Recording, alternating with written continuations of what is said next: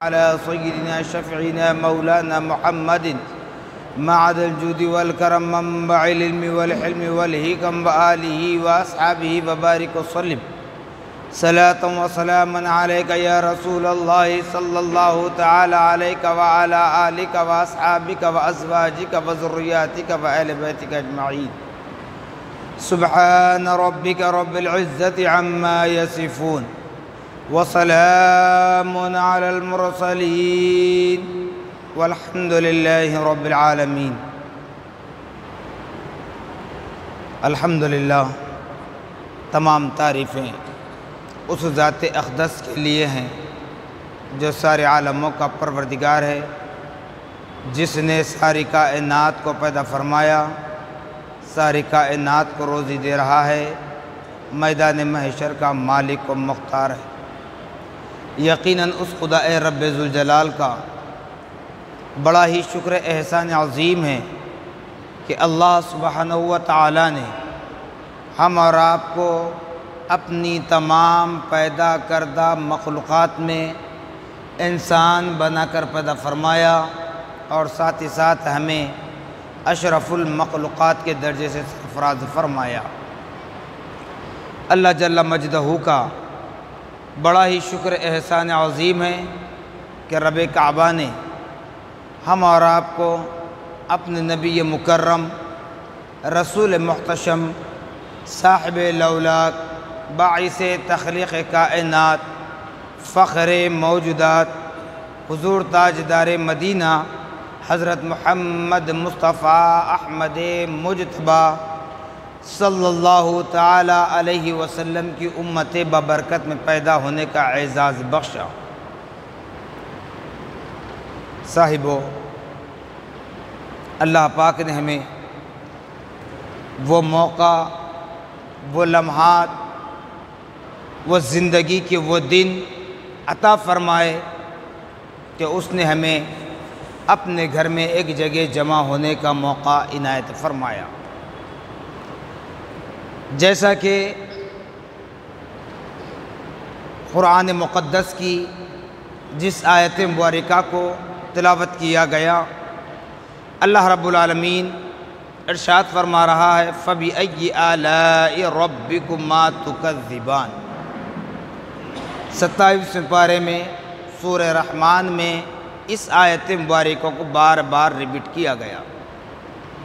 وجہ کیا ہے تو بتایا جاتا ہے، مفسرین لکھتے ہیں سورۃ الرحمن، یہ رحمان جو لفظ ہے اللہ تبارک و تعالیٰ کی صفتوں میں سے ایک خاص صفت کا نام رحمان ہے، اور اللہ پاک نے اس صورت میں، یوں تو قرآن مقدس کی ہر آیت میں اللہ کی پاکی بڑا ہی بیان ہوا کرتی ہے، لیکن یہاں پر اللہ پاک نے اپنے بندوں پر احسانات بتلاتے ہوئے، احسانات جتلاتے ہوئے نہیں، احسانات کو بتاتے ہوئے، ذکر کرتے ہوئے یہ بتا رہا ہے فَبِأَيِّ آلَاءِ رَبِّكُمَا تُكَذِّبَانِ کہ اے لوگو، اس کو دنیا میں جب تک تم زندہ رہو میرے کلام کو پڑھتے رہو، اور جب سورہ رحمان کو پڑھو، اس آیت مبارکہ کو پڑھو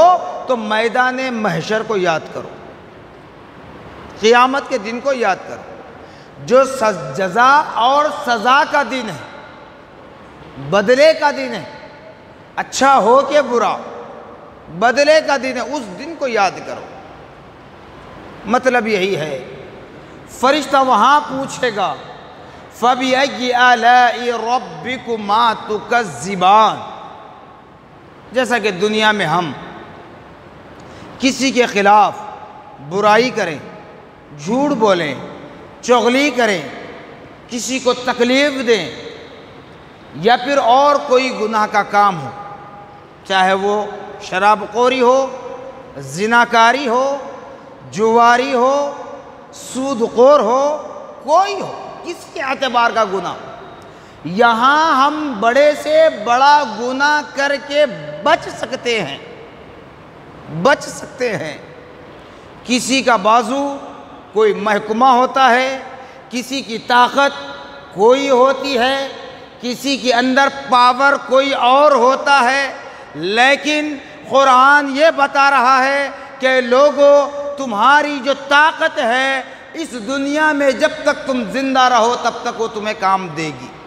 تمہاری قوت ہے، تمہارا پاور ہے، اس وقت تک چلے گا جب تک تم صحیح سالم ہیں، تندرست ہے. بیمار پڑ جائیں گے، نہ پاور کام کرے گا، نہ طاقت کام کرے گی، نہ کوئی بازو کام کر پائے گا. کیونکہ جب ہم بیمار پڑ جائیں گے، بستر مرض پر آئیں گے، تو بولنے کی طاقت نہیں رہے گی، لکھنے کی طاقت نہیں رہے گی، تو کون سا پاور کام آئے گا؟ تو اللہ نے ہم کو صاف و شفاف آئینے کی طرح جو دل دے کر بھیجا ہے، جو روح دے کر بھیجا ہے، اس کو طاقتور بنائیں، اس کو مضبوط بنائیں، اس کا بازو خدا اس کا رسول بن جائے، اس روح کا سپہ سالار خدا اس کے رسول کو بنا دے، اور اپنی جان کو خدا اس کے رسول کے حوالے کر دیں، تو یقیناً اس دنیا میں بھی کامیاب ہے، سکرات میں بھی کامیابی ہے، قبر میں بھی کامیابی ہے، میدان محشر میں بھی کامیابی ہے. لیکن آج ہم صرف دنیاوی خواہشات میں مبتلا ہیں، ریاکاری میں مبتلا ہیں. جیسے کہ آپ کو بتاؤں، کل کا دن جو گزرا ہمارا اور آج کا جو دن ہے، انشاءاللہ دونوں پر گفتگو کروں گا. کل کا جو دن گزرا، رجب المرجب کی 13 تاریخ تھی. اب جن لوگوں نے اس تاریخ کو ڈھونڈ کر تلاش کر کر نکالا کہ کل کی تاریخ رجب کی 13 تاریخ داماد رسول خلیفہ چہارم حضرت سیدنا علی مرتضی رضی اللہ تعالیٰ عنہ کی ولادت کا دن ہے. کیونکہ میں نے بارہا کہا، ہم کو کسی سے اختلاف نہیں ہے، اور ہم اللہ رب العالمین کے انعام آفتگان بندوں کے درمیان اگر کچھ اختلاف رہا اس پر ہم بحث نہیں کریں گے، کیونکہ ہم کو ہمارے سجدوں کا بھروسہ نہیں ہے، ہم کو ہمارے اعمال کا بھروسہ نہیں ہے کہ اللہ پاک کی بارگاہ میں ہمارا یہ سجدہ قبول ہو جائے، ہمارا یہ قرآن کا پڑھنا قبول ہو جائے، ہمارا یہ روزہ رکھنا قبول ہو جائے، ہمارا یہ زکوٰۃ دینا، خیرات کرنا، صدقہ کرنا قبول ہو جائے، اللہ کی بارگاہ میں ہماری قربانی قبول ہو جائے، اللہ کی بارگاہ میں ہمارا طواف کعبہ قبول ہو جائے، مدینے کی زیارت قبول ہو جائے، صفا مروہ کی صحیح قبول ہو جائے. یہ ہمیں کوئی گارنٹی نہیں ہے. قبول کر لے اس کی مرضی ہے، ریجیکٹ کر دے اس کی مرضی ہے، کیونکہ وہ دلوں کے حالات کو جاننے والا ہے، دلوں کے حالات کو جاننے والا ہے. میں بارہا کہتا ہوں کہ ریاکاری پر نہ جائیں. اللہ نے کیا فرمایا؟ جتنا مجھے باطنی عمل پسند ہے، چھپا ہوا عمل پسند ہے، ظاہر ہونے والا عمل اتنا محبوب نہیں ہے. اگرچہ کہ تمہاری میجارٹی نظر آتی ہوگی دنیا میں، اگرچہ کہ تمہاری واہ واہ ہوتی ہوگی، تم کو دیکھ کر کوئی سیکھتا ہوگا یا نہ سیکھتا ہوگا، لیکن جس کو اللہ نے توفیق دی وہ برابر عمل کر لے گا، اور جن کو اللہ نے توفیق نہیں دی یا توفیق دے کر چھین لی تو پھر اس پر قرآن کہہ رہا صم بکم عمی فہم لا یرجعون فہم لا یعقلون فہم لا یسمعون فہم لا یبصرون.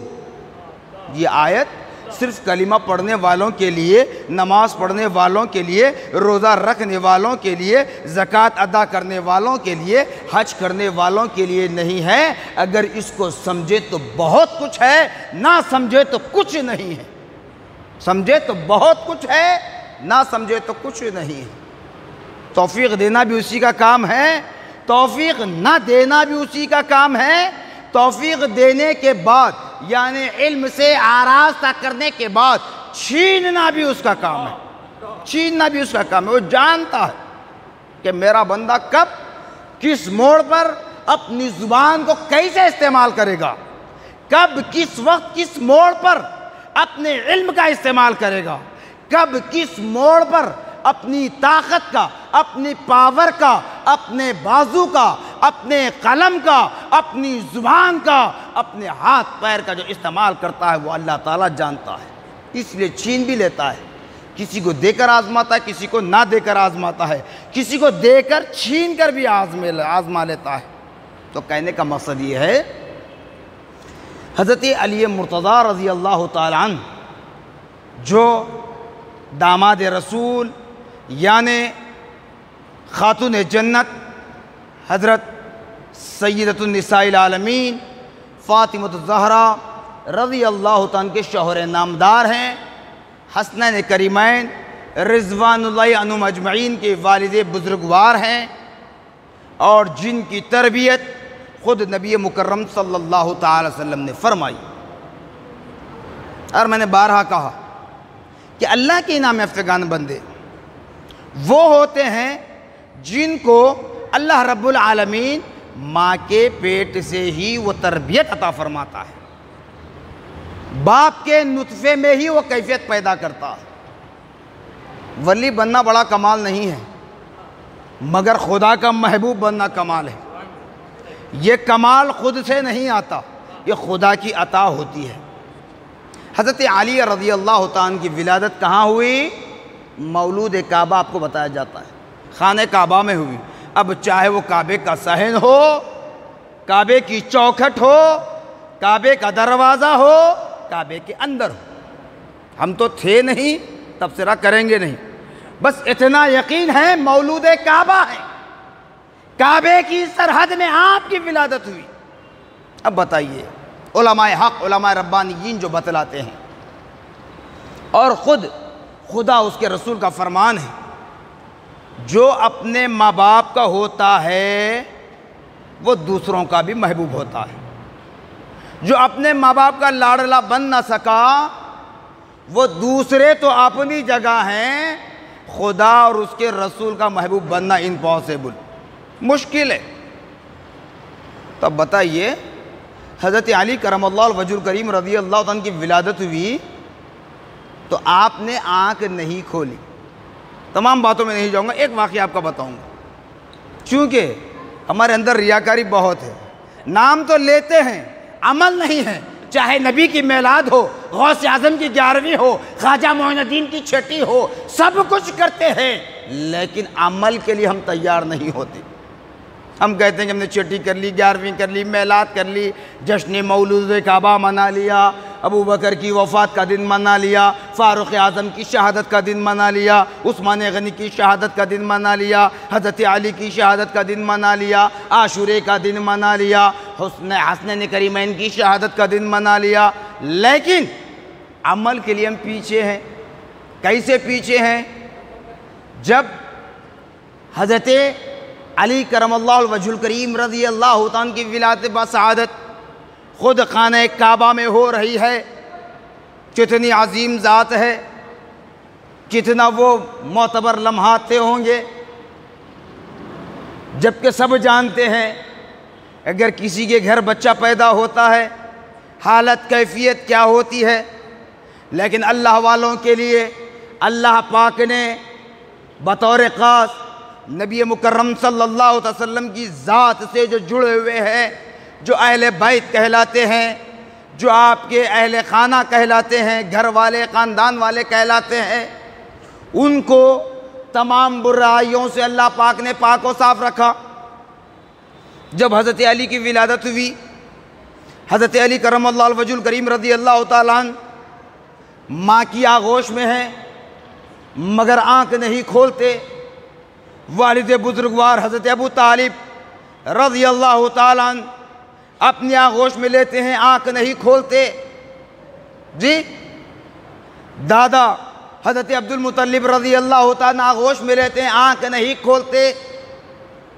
آنکھ کھول کر خانہ کعبہ کے دیوار کا نظارہ نہیں کرتے، آنکھ کھول کر خانہ کعبہ کے دروازے کا دیدار نہیں کرتے، جس خانہ کعبہ کے طواف کے لیے دنیا بھر سے مسلمان اپنے تمام کاروبار کو ترک کر کے اپنے خاندان قبیلے کو چھوڑ کر، اپنی آل اولاد کو چھوڑ کر، اپنے ماں باپ کو چھوڑ کر، اپنے تمام تر کاموں کو چھوڑ کر اس خانہ کعبہ کی زیارت کے لیے جایا کرتے ہیں۔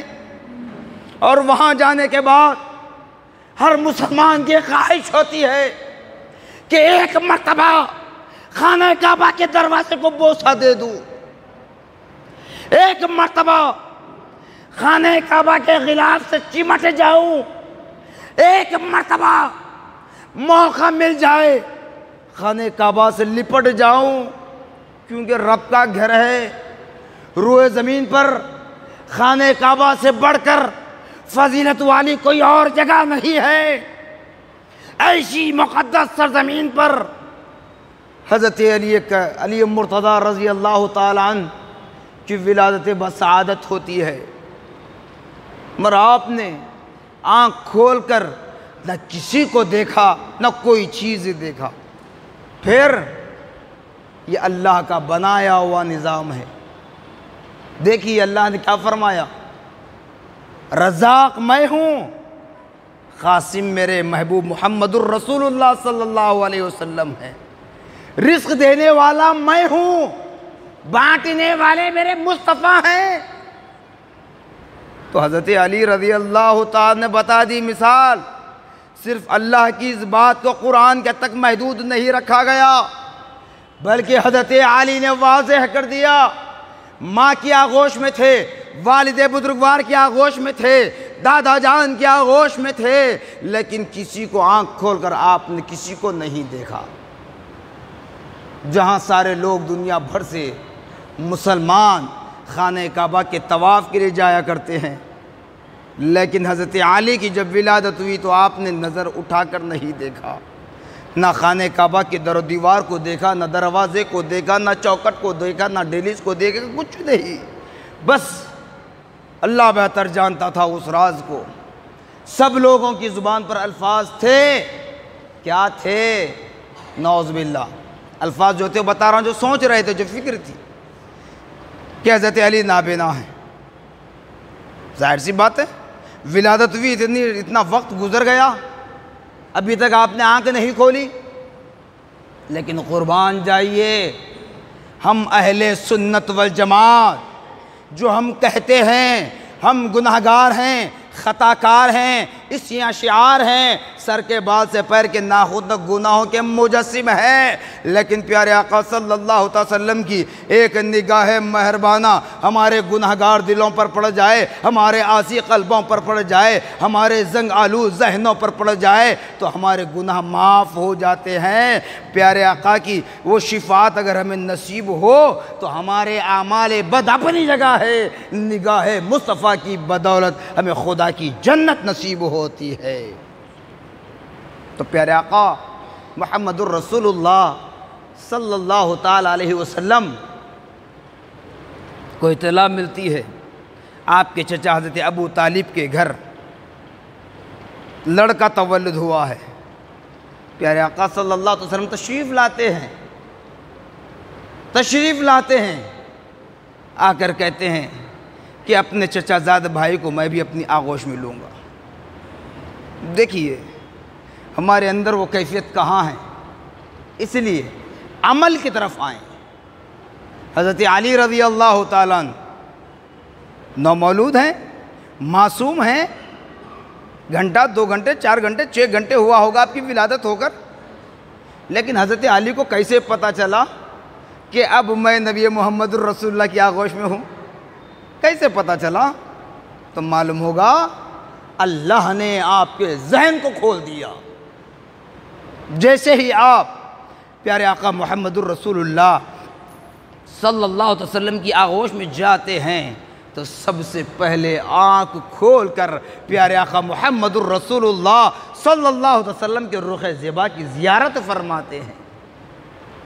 تو پتہ چلا چاہے تم کسی کے پاس جاؤ، کسی کے فالوورز ہو، بغیر نبی محمد الرسول اللہ کے خدا تک نہیں پہنچ سکتے۔ خدا تک پہنچنے کا ذریعہ نبی محمد الرسول اللہ صلی اللہ علیہ وسلم کی ذات مقدسہ ہے۔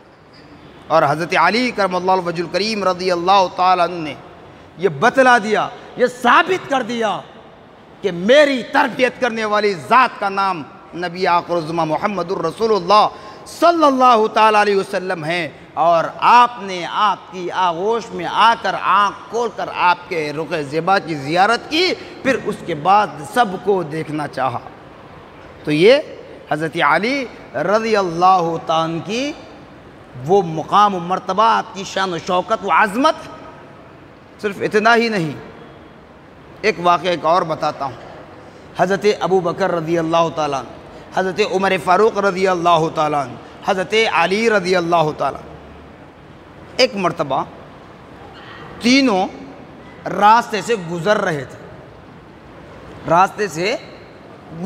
تھے، چلتے چلتے حضرت ابو بکر اور حضرت عمر رضی اللہ تعالیٰ عنہما نے حضرت علی مرتضیٰ رضی اللہ تعالیٰ عنہ سے کہا، کیونکہ حضرت ابو بکر اور حضرت عمر کے اعتبار سے حضرت علی کا قد تھوڑا سا کم تھا، ہائٹ تھوڑی سی کم تھی،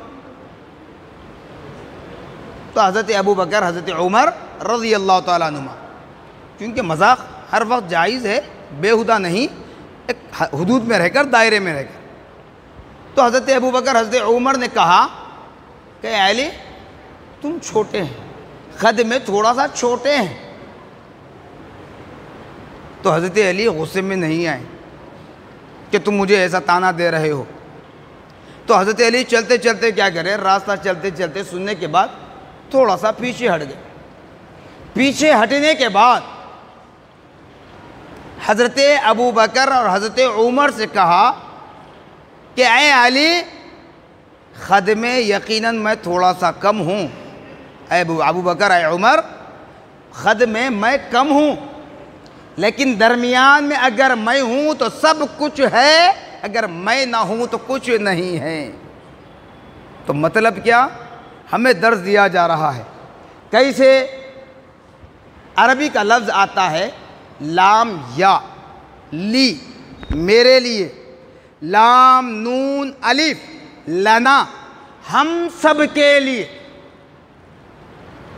تو حضرت علی نے بتلایا ابو بکر لام کے مشابہ ہیں، عمر الف کے برابر ہیں، اور علی یا کے برابر ہیں، لنا نون کے برابر ہیں۔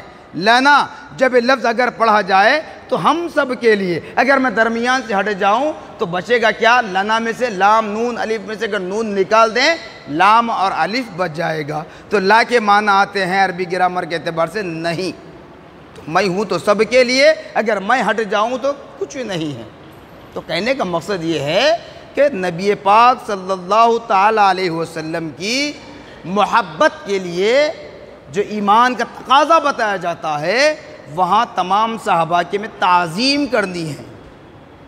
مذاق ہوا درمیان میں تینوں کے، تو ابو بکر عمر نے کوئی تنزیہ طور پر مذاق نہیں کیا تھا، اور حضرت علی نے غضب میں نہیں آئے، جلال میں نہیں آئے، بلکہ بتائے ہم سب ایک ہیں، اگر اس میں سے ایک بھی ہٹ جائے تو مسئلہ درہم برہم ہو جائے گا۔ تو اس لیے ہمیں چاہیے پیارے آقا صلی اللہ علیہ وسلم کے جتنے صحابہ ہیں، جس وقت کے ہیں، آپ کے اس دار فانی سے دائی اجل کو لبیک کہنے تک جتنے صحابہ ہیں، آپ کے دستے حق پرست پر ایمان لائے ہیں، ان تمام کے میں تعظیم کرنی ہے۔ بار بار کہہ رہا ہوں، اس باتوں کو ذہن میں رکھ لیں، اگر میں غلط ہوں تو کل میدان محشر میرا گریبان پکڑ لینا، کیونکہ آج میں نے بارہا مثال دی، ہمارے گھروں میں اتنے جھگڑے ہیں، ہم کسی جھگڑے کو سالو نہیں کر سکتے، طاقت ہے، پاور ہے، سب کچھ ہے، مگر ہم اپنے جھگڑوں کو سالو نہیں کر سکتے، تو کہاں چلے صحابہ کی زندگیوں پر فیصلہ کرنے کے لیے؟ جس اولاد کو تم نے پیدا کیا، وہ اولاد کے درمیان جھگڑا ہو تو باپ اور ماں اس کا تصفیہ نہیں کر سکتی، تو صحابہ کی زندگی کو دیکھا کس نے؟ اگر کوئی کہیں یہ فلاں کتاب میں ہے، ہر چیز اگر کتاب پر مان لی جائے تو اب جو چل رہا ہے ماحول، ان کتابوں میں ہر چیز کو ختم کرنے کی سازش رچائی جا رہی ہے۔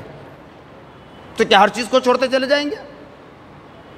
تو حضرت علی کرم اللہ وجہ الکریم رضی اللہ عنہ کی ولادت کا دن تھا، یقیناً خوشی کرنا چاہیے، لیکن چاہے نبی کی ولادت ہو، علی کی ولادت ہو، نبی کی میلاد ہو، غوث اعظم کی 11ویں ہو یا خواجہ معین الدین کی 6ٹی ہو، ہر کوئی کام اسلام کے دائرے میں رہ کر کریں اور نیت دل میں یہ ہو کہ اللہ اس کا رسول راضی ہو جائے۔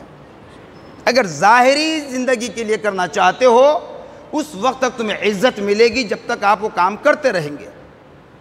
وہ دن بھی آتا، نہیں کہہ سکتے کب ہمارے ساتھ ہمیشہ ایک ہی حال رہے گا۔ آج کوئی امیر ہے، کل غریب ہو سکتا ہے، آج جو غریب ہے کل امیر ہو سکتا ہے۔ ضروری نہیں کہ آج جو دن ہے کل کا دن وہی رہے، مرے تک وہی وقت رہے۔ تو اوقات بدلتے ہیں، تدبیر بدلتی ہے، زمانہ بدلتا ہے، مگر ہم اپنے آپ کو بدلنے کی کوشش نہ کریں، ہم اپنی فطرت پر رہیں۔ آج تک ہمارے اکابر، ہمارے اسلاف، ہمارے اولیاء اللہ، اللہ کے محبوبین نے جو طریقہ بتلایا اس پر عمل کرنے کی کوشش کریں۔ آئیے اسی طرح جو آج کا دن ہے، میں نے کہا تھا 2 باتیں کروں گا۔ آج کا دن 26 جنوری، 26 جنوری، جسے انڈیپینڈنٹ کا دن کہا جاتا ہے، انڈیپینڈنس ڈے، اردو میں کہیں گے یوم جمہوریہ۔ یہ ایک بات ذہن میں رکھ لیں کہ میں کبھی کچھ کہوں تو صرف سمجھانے کے لیے کہتا ہوں، کوئی سیاست یہاں لانا مقصد نہیں، کیونکہ اللہ کا گھر ہے، مجھے مرنے کے بعد جواب دینا ہے، سیاست کرنا مقصد نہیں ہے۔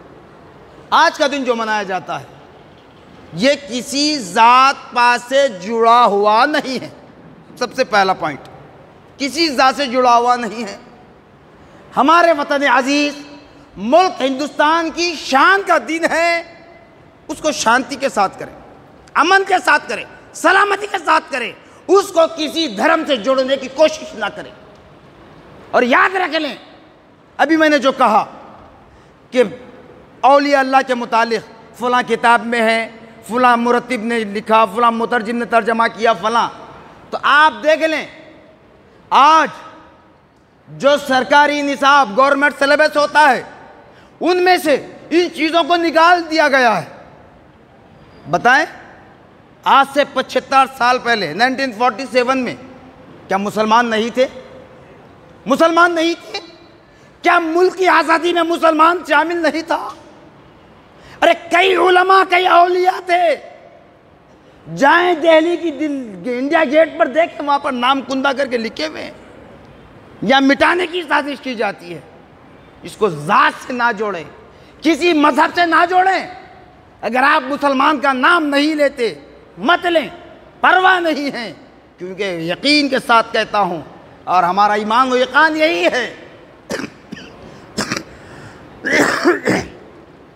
چاہے دین کا معاملہ ہو کہ دنیا کا معاملہ، مسلمان کبھی شہرت پسند نہیں ہے۔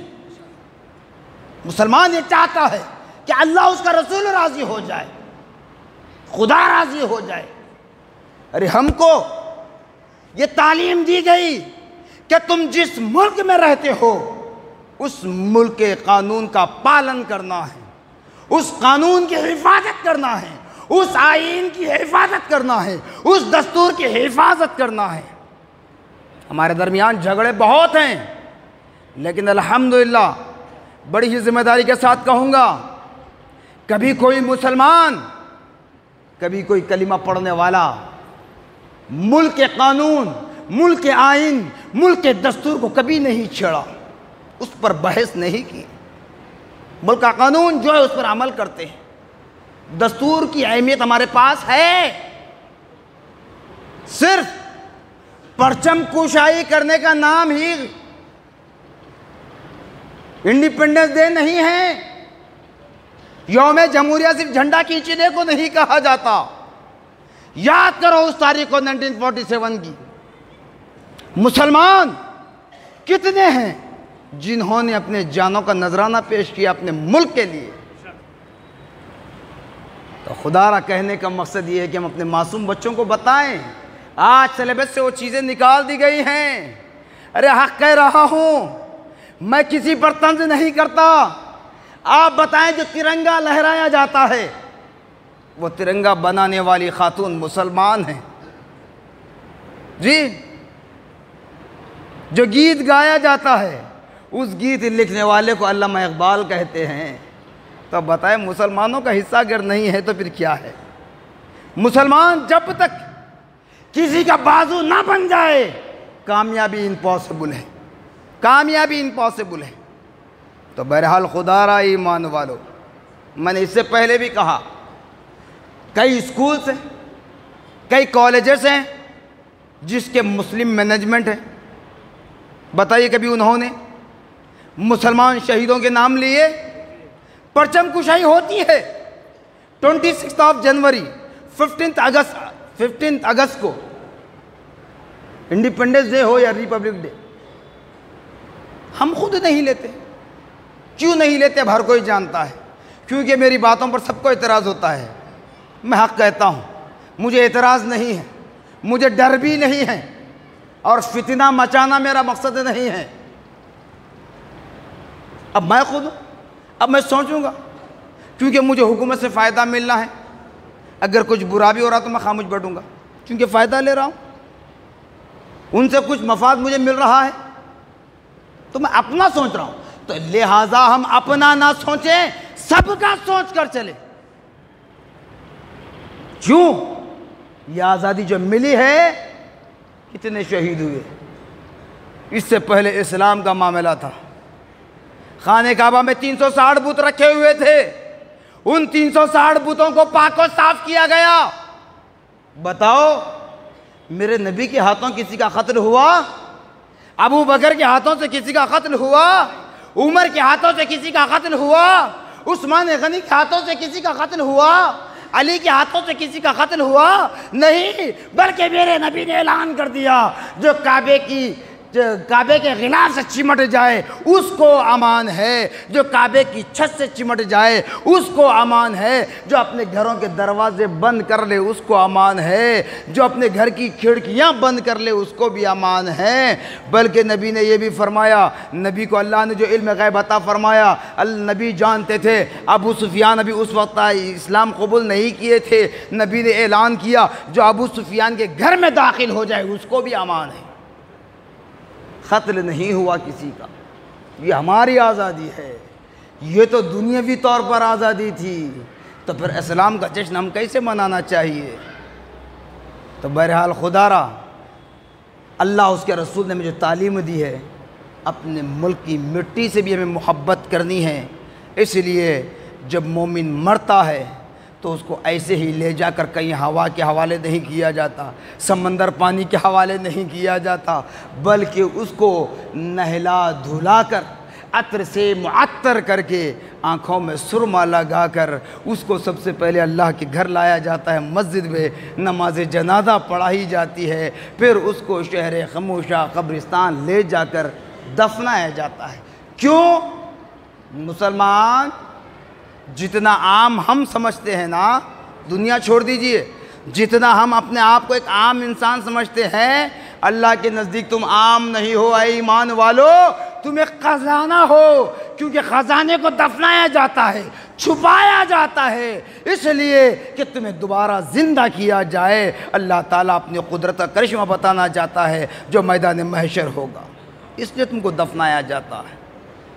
تو اس لیے ہم کہتے ہیں کہ لوگوں، مسلمانوں کے خلاف آواز اٹھانے والوں، اس بات کو ذہن میں رکھ لو، مسلمان مرتا بھی ہے تو ملک کی مٹی سے محبت کرتا ہے، زندہ بھی ہے تو ملک کی مٹی سے محبت کرتا ہے۔ کیوں؟ تمہارے ہمارے کہنے پر نہیں، اللہ تعالیٰ قرآن میں فرما رہا ہے وَلَا تَمْشِي فِي الْأَرْضِ مَرْحًا، اے بندے جب زمین پر چلنا اکڑ کر نہ چلنا، اپنے سینے کو تان کر نہ چلنا، اس وجہ سے زمین پر زندہ ہیں تب بھی اس کی اہمیت برقرار ہے، مرتے بھی ہیں تو ایسے ہی نہیں چلے جاتے، پاک و صاف ہو کر زمین کی آغوش میں جاتے ہیں۔ ہم زمین کو زمین مانتے ہیں، آسمان کو آسمان مانتے ہیں، درخت کو درخت مانتے ہیں، پانی کو پانی مانتے ہیں، سورج کو سورج مانتے ہیں، چاند کو چاند مانتے ہیں، خدا کو خدا مانتے ہیں۔ سب کچھ اپنی جگہ ہے، روشنی سورج سے مل رہی ہے، چاندنی ستاروں سے مل رہی ہے، پر خدا ہمارا خالق و مالک ہے، پر نبی محمد الرسول اللہ صلی اللہ علیہ وسلم ہمارے قاسم ہیں، یعنی اللہ پاک نے آپ کو رزق بانٹنے والا بنایا۔ تو بہرحال اے ایمان والو، اللہ اس کے رسول کی تعظیم و تکریم کریں، اللہ کے انعام یافتگان بندوں سے سچی محبت کا رشتہ جمائے رکھیں، اور اپنی معصوم نونہال نسلوں کو ایسی تاریخوں پر، ایسے آنے والے دنوں پر ان کے دلوں میں پیارے آقا صلی اللہ علیہ وسلم کی محبت کو بٹھاتے ہوئے اللہ کے انعام یافتگان بندوں کی تاریخ ولادت ہو، تاریخ وفات ہو، تاریخ عرس ہو، یا ان کے کوئی کارنامے ہوں جو ایسے ہوں جو ہماری زندگیوں کو بدل سکیں، تو ہم اپنے نونہالوں کو بتائیں تاکہ وہ کل آنے والے دن اپنی نسلوں کی حفاظت کر سکیں اور اپنے اصلوں کے لیے دعائے مغفرت کر سکیں۔ جزاکم اللہ خیرا جزا، وآخر دعوانا الحمدللہ۔